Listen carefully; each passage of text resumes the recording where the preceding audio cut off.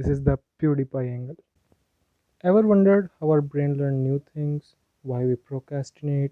Some people seem to learn faster and better. Why do our teachers tell us to revise so often? How can you be better at learning? That's what we will be discussing in this video. Currently, I'm at the beginning of my new career journey. Earlier, I used to be a NEET aspirant, but now I decided to give up and change my stream and follow my passion.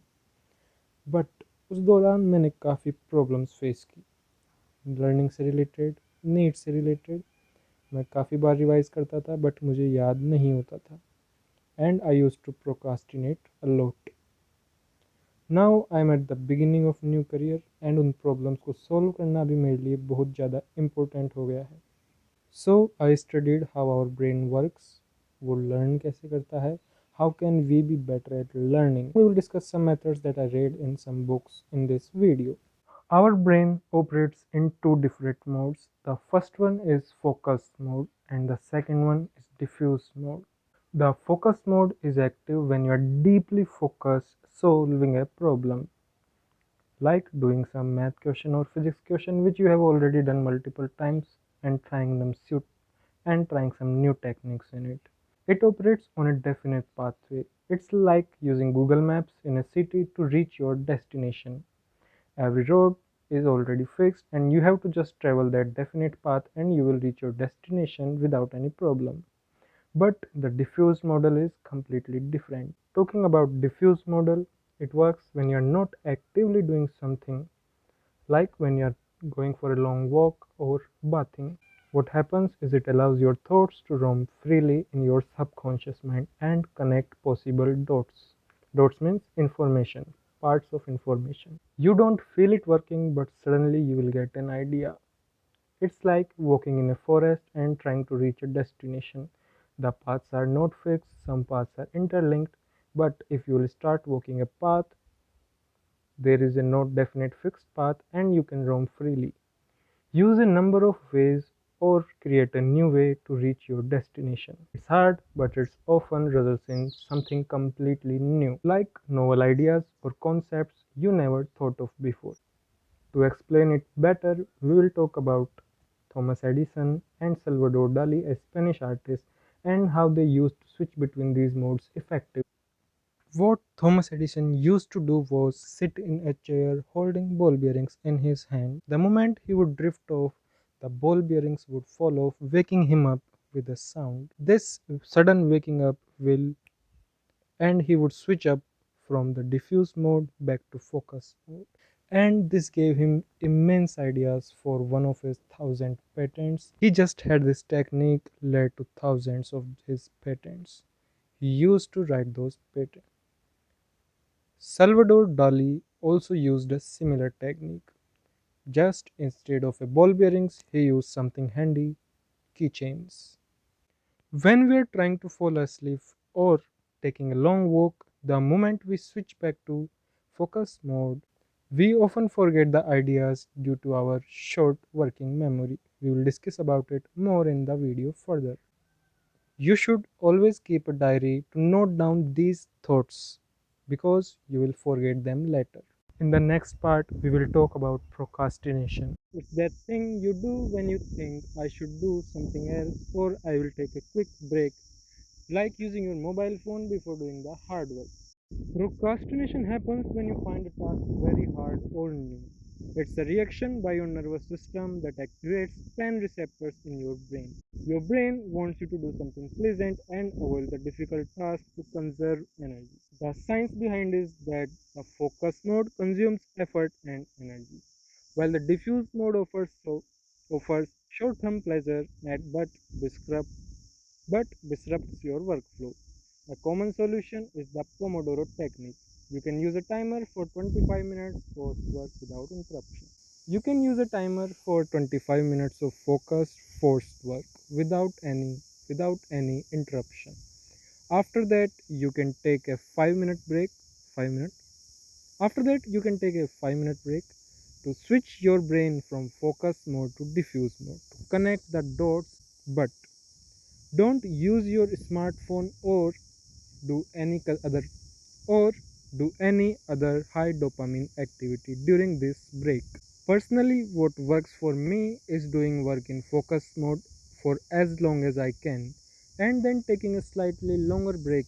I find that during short breaks, I often get distracted by my phone and break gets extended. A similar case of procrastination which I faced was when trying to write the script for this video. Now we will go to the next part, like why it is so hard to learn science and math and subjects similar to this, but we can so easily learn a language like English, often without anyone formally teaching it.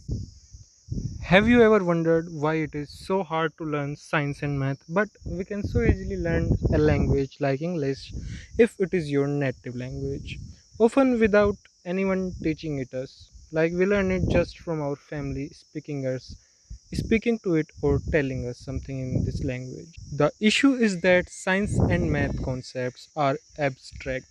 They cannot be defined by few words. They aren't something we can easily touch or feel or define in a few words. But when we talk about a glass bottle, we can easily see it, smell it, touch it, and feel it.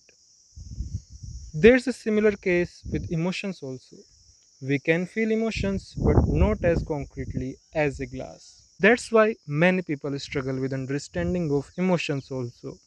They are also a form of abstract. Many people struggle with understanding emotions, and even I am one of them. You can get good at these things by doing repetitions. When we are learning something new, a neural pathway for it is not present.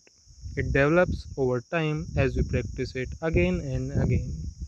Over time, that neural pathway gets stronger and more efficient. It's like an AI fixing itself over time.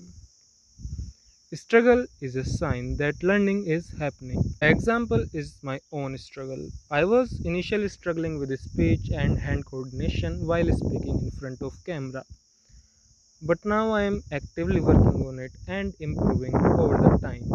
I faced a similar problem when I first started writing scripts. You can also, we will talk about this later. Now we will talk about how our brain has two kinds of memory, working memory and long-term memory. Let's switch the new location. Now we will talk about the memory problem. Now we will talk about the memory problem. Our brain has two kinds of memory, working memory and long-term memory. The working memory is based in our prefrontal cortex. Earlier research used to show that it could hold about 7 chunks of information at a time, but but newer research says but newer research says it can only store about 4 chunks at a time. This very small capacity is the reason that when you are trying to remember a mobile number to write it somewhere, you have to repeat it again and again. Or when you are trying to not forget something, you have to close your eyes to stop these chunks from being filled with something new. The second is long term memory. It's effectively unlimited, but connections can fade or be overwritten if not accessed for a long time. It's the memory that stores all the core information, from your family members' faces to the science formulas that you see often, and don't have to put much effort into remembering them. You don't have to put much effort to move something from working memory to long-term memory. You can use a technique called spaced repetition. With spaced repetition, we revise things after a fixed interval of time. For example, if I studied some information on Monday, I will revise it on Tuesday, but then skip a day and again on Thursday. Thus, I keep increasing the time between my revisions.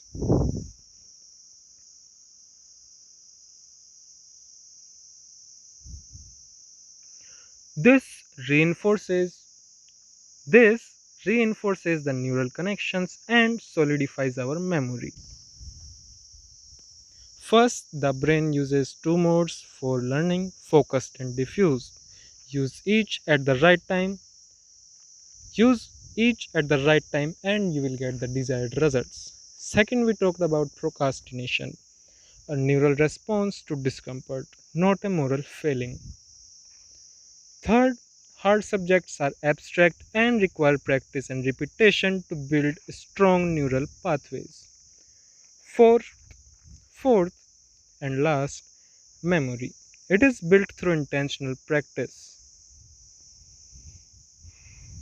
Use spaced repetition to move information into your long term memory. The core idea is this: you don't need more talent, you need a better neural strategy and stronger neural connections. By understanding how your brain works, you can make learning easier and effective for yourself.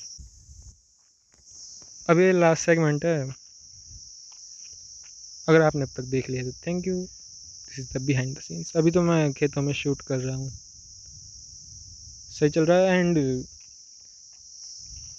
Please like and subscribe, which I know कोई देखेगा भी नहीं इस video को वैसे तो। अभी तो मैं देखता हूँ सही होता है कि नहीं, और स्क्रिप्टिंग में भी चेंज करूँगा। पहले तो मैं स्क्रिप्ट ऐसे कैसे डायलॉग टू डायलॉग ही लिखा हुआ है, अभी टेलीप्रॉम्प्टर चल रहा है स्क्रीन पे, but with time I will improve. अब से मैं पॉइंट्स लिख के लाया करूँगा लॉन्ग फॉर्मेट में, उनको ही रीड करा करूँगा। शॉर्ट फॉर्मेट में मैं भी रील्स और वो बनाता हूँ, तो उस पर मैं क्या कहते हैं, उस पर तो मैं फिर ऐसे कैसे लिख के लाया करूँ, क्योंकि वो छोटी स्क्रिप्ट है, ऐसे कैसे पढ़ना पड़ेगा और कंप्रेस करने में थोड़ा उसमें टाइम लगता है, बहुत बड़ी इन्फॉर्मेशन हो जाती है। देखते हैं फिर क्या होता है।